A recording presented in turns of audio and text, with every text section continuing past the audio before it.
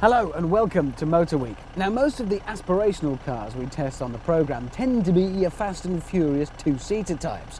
But of course, most of us eventually grow up, settle down, have kids and have to settle for more sensible family cars. But that doesn't mean you can't enjoy your motoring, as we've set out to prove on this week's Motor Week. Coming up on this week's show, the enormous yet unusual Renault Avantime is put through its paces, not before time. Ian Royle takes a look at the options for young drivers as he checks out an old favourite, and I travel to Worcestershire to drive the French mad.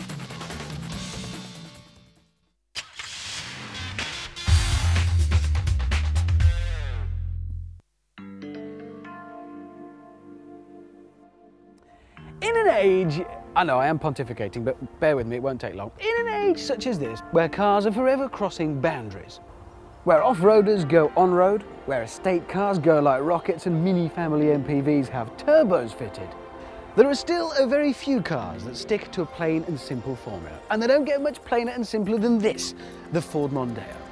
A four-door, four-seater saloon with a wheel in each corner and one inside for you to hang on to. So does it stand a chance in an age like this?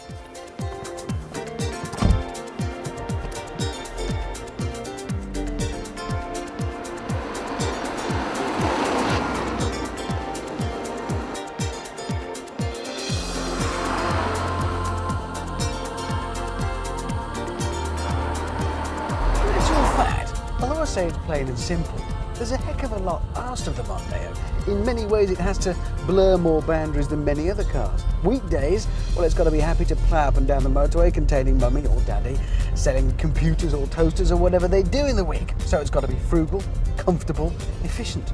Then weekends, it's got to accommodate the kids, the dog, go to the swimming pool and do all of the family stuff. So it's got to be an MPV. But the story's a little bit more complicated than that, because just because we've settled down, had kids, grown a bit older, doesn't mean we're entirely boring and past it. Honest, it doesn't.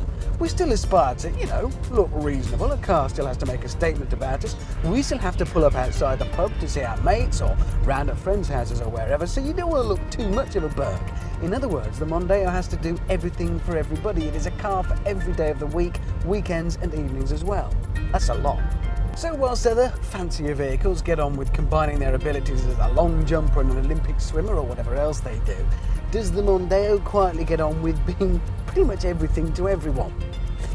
Well, going through them one by one. Come weekdays, it's got to be frugal on the motorway. Well, it can be, because you can choose from a huge range of engines, from the mighty V6 petrol Duratec, which is lovely, to this that I've got today, the Dura Torque diesel, which is excellent, very strong, very frugal, very economical.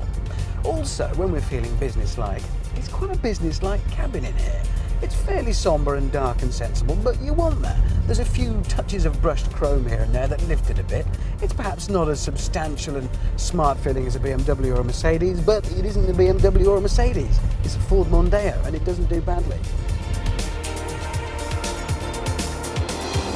When it comes to playing at being a family bus at the weekend, well, accommodation isn't bad at all. There's a huge amount of space, actually. And there's a lot to be said for that good old-fashioned, sensible four-door, four-seater saloon layout. Everybody's got their own bit of space. You're not overwhelmed by too much or too little headroom. There's an enormous and secure boot as well, so it'll do fine. One problem, if you've got a dog, of course, it is a saloon. You can't put a dog rack and have the thing in the back, and you wouldn't want to put it in the boot. But then there is an estate option which would solve that for you. And then there's that final, rather hard to define category, the one that gives us the opportunity to slip the leash every now and again and still feel good about ourselves. Well, the Mondeo has been highly acclaimed for its handling and performance, and justifiably so. It's a very neat handling car. It's not exactly the thrill of a lifetime, but come on, it's got a lot of jobs to do. And in the look stakes, you're not going to stand out from the crowd. Your mates are not going to go, wow, new Mondeo, eh? Nice, how'd you get that past the wire? But it looks smart. It does look distinctive-ish from some angles. Kind of.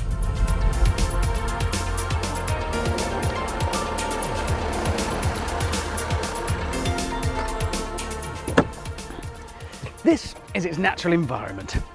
An ordinary car park on a rather ordinary day. It's not a car born to exciting times trekking the Amazon or posing around Monte Carlo. What it does do though is a great many things for a great many people, which is in itself kind of exciting, and underneath there lurks a very competent driving machine, and it does prove that a very old-fashioned formula, a four-door, four-seater saloon, can still be interesting, even if it is very much on the quiet.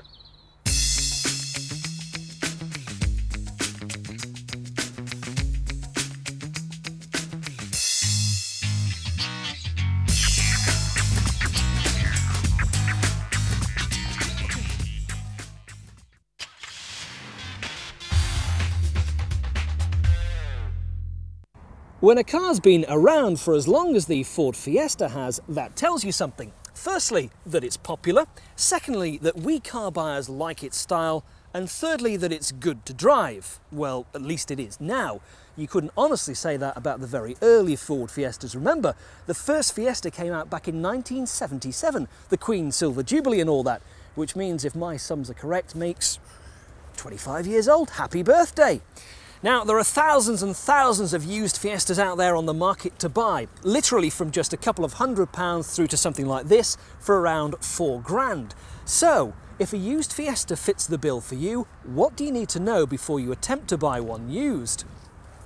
Set yourself a price range and try and stick to it. There are very few early cars around these days, and to be honest, if you find one, they're more likely to be more trouble than they're worth, so avoid them. Look for cars from 1995 onwards like the shape, or you could go for one of the later 1999 cars onwards.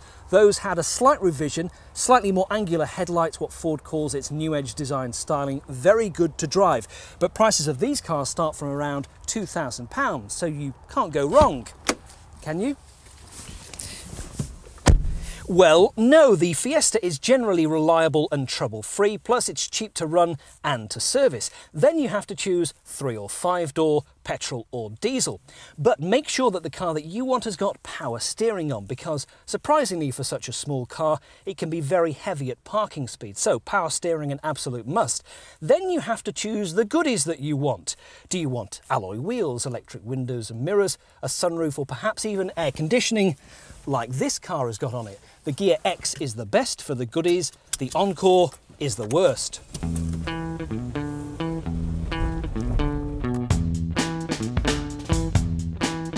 Interior space on the Fiesta is just about okay, although it perhaps lacks the room that you'll find in a Renault Clio, but it is better than a Saxo or a Corsa.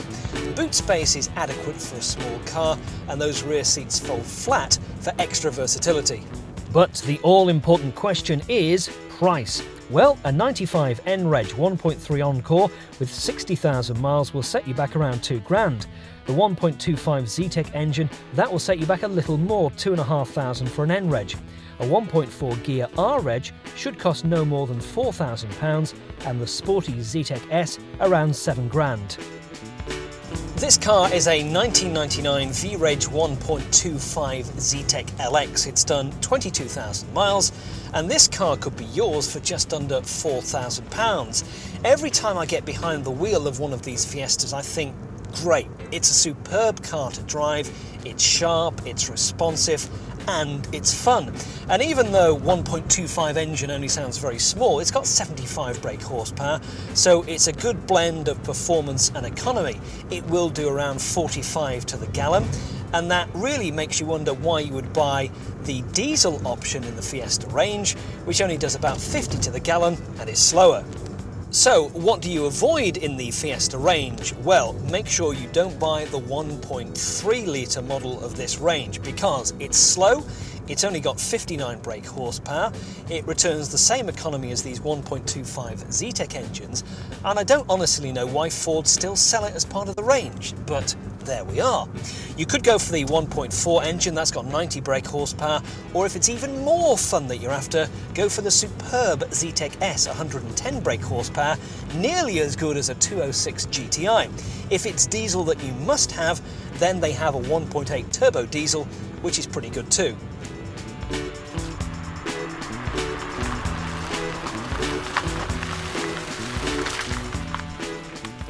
On the used market, when looking for a small car, there's lots to choose from. You could go for the Clio, the Polo, the Punto, or the Peugeot 206, all very good cars. But the Fiesta has such a strong fan base, and although they may seem a bit overpriced when they were new, after 2 or 3 years, they make great buys as a used car. That's this week's One Careful Owner, the Ford Fiesta.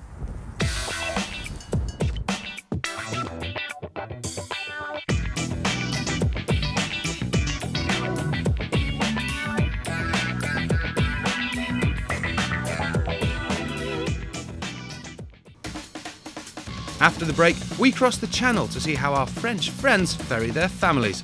See you in 2 minutes. Salut!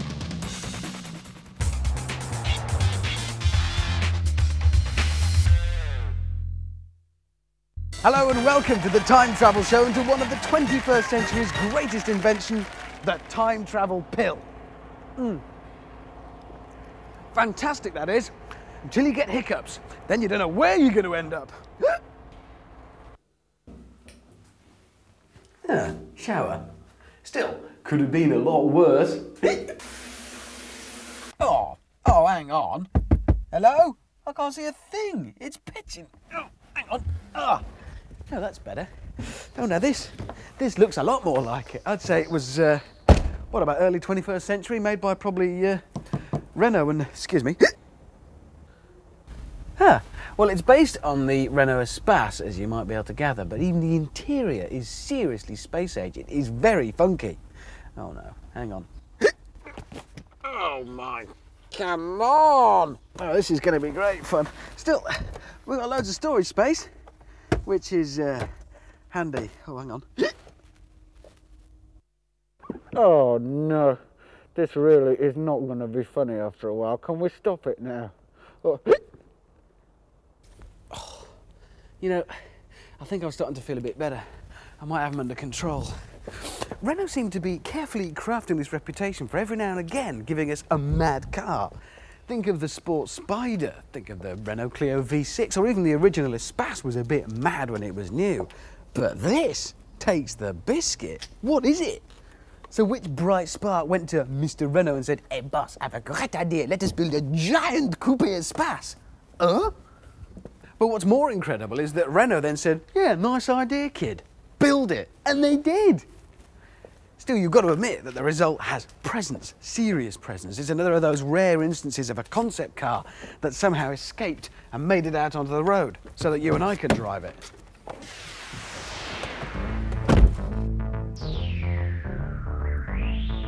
Renault are hoping to appeal to, if you like, the new avant-garde customers. People who are non-conformist and not afraid to express their individuality with the car they drive. A bit like me, really.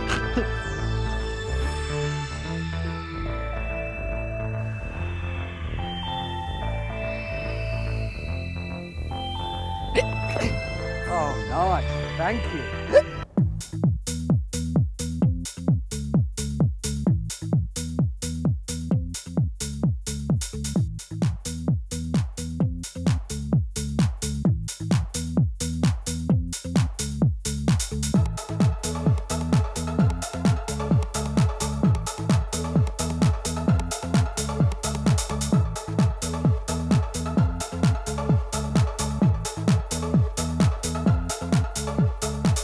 Okay, so this is not like driving anything else I've driven before. You sit quite high up like you would in the Espace that it's based on, and then the dashboard just goes on forever. It's just the curvature of the earth at the end that means it disappears over the horizon. It's enormous.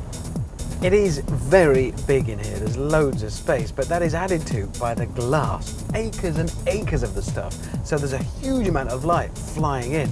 And of course the glass isn't just fixed either. There's something very clever here. Because whilst it's not a full convertible, you can let the breeze in. Oh no, I think I'm about to let some breeze in. The name Avantime literally means ahead of its time, and it certainly looks futuristic. Sharp V-shaped air intake vents and lights lend a slightly aggressive, sporty feel to the front. By contrast, the rear is squat yet dynamic looking, which is accentuated by the big hemispherical rear window. Say that after a pint. The designers in fact wanted the viewer to be continually astonished as they walked around the car, with the front giving no clue to the rear and vice versa. Well, they sure took my breath away. Back in the driver's seat. Nobody's trying to kid on, not even Renault, that it's a light, nimble roadster. It's very much a grand tourer, and to that end we've got big, meaningful engines. At launch, just one choice, the 3-litre V6, which puts over well over 200 brake horsepower, so that's plenty, mated to a 6-speed gearbox, manual. Eventually, though, you'll have a 2-litre turbo petrol version and an automatic gearbox option. Personally, I think the 3-litre with the automatic is going to be the best. It is a fantastic place to be in here. Renault have gone for a very uncluttered architectural, clean, clear, crisp feel. They could have made it very high-tech and gizmo. The dashboard could have lit up like an oil rig when you switch the thing on, but it doesn't. It feels like furniture in here. It's just very smart, very discreet, and absolutely unique. Oh, hang on. Oh, I think they're getting bad again. The weird thing is, though, despite being such a mad vehicle, I reckon Renault will sell as many of these as they can make. Hang on. Because despite looking balmy, the thing actually offers quite a lot of, oh, hold on. Oh, no. Of practicality. Because, oh, this is ridiculous. Hang on. That's better. Because it's actually very practical and it looks fantastic. Whether or not it actually will be a success for Renault, well, that lies in the future. I could tell you because I've been there, but I don't want to spoil the surprise. Oops. Oh, hang on. I can get this back. I've got a good idea. Nope. That's better. It's back. And it's on my foot. Can somebody get this thing off? Mr. Van Gogh, I wonder if you wouldn't mind knocking up a painting of me in my new car. Must have frightened him.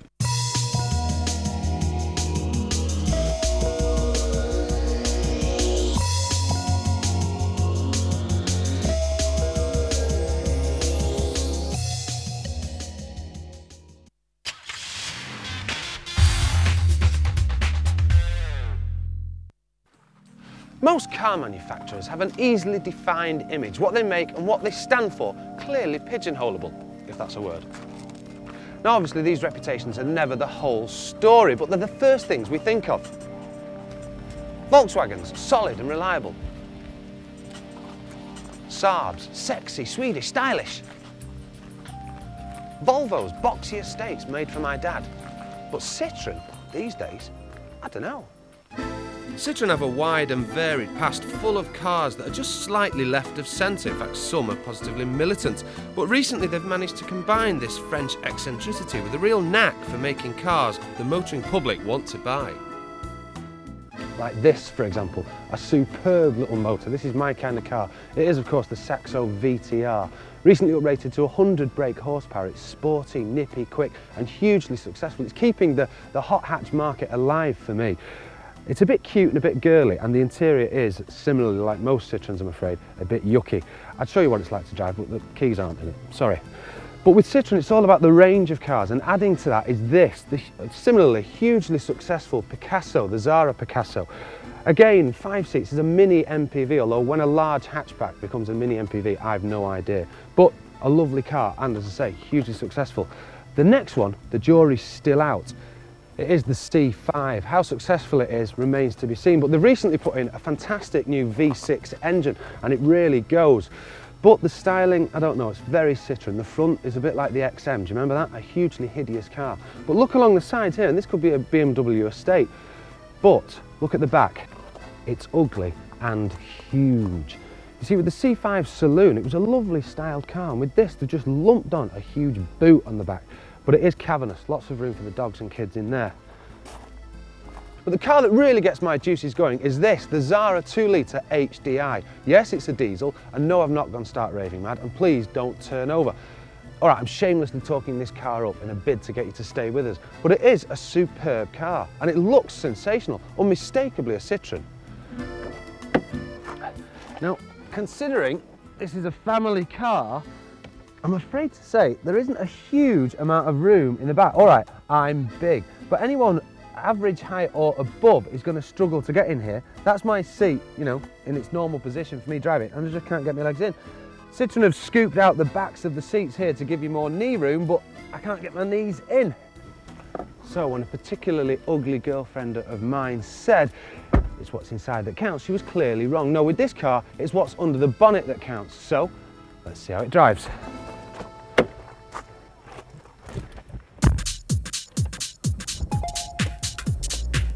The first thing you'll notice is the terrific torquey engine. Like all diesels, it has natural low-range power, but in this the power just keeps on coming. It really is the best thing about this car. In fact, after that it goes slightly bobbins. The steering is not as direct or as precise as it ought to be, and the gearbox is that spongy it's got candles on top. But Mr. Citroen makes exceedingly nice brakes. The ABS on the Xsara are first class. As for fuel economy, this car would appeal to Scrooge, or Gordon Brown, whoever you like. On its combined cycle, the Xsara returns an incredible 52.3 miles per gallon. But to get back to where we started, and hugely impressive as this car is, the question is still, does it have that Citroen tradition for stand out from the crowd kind of motoring? The answer is no.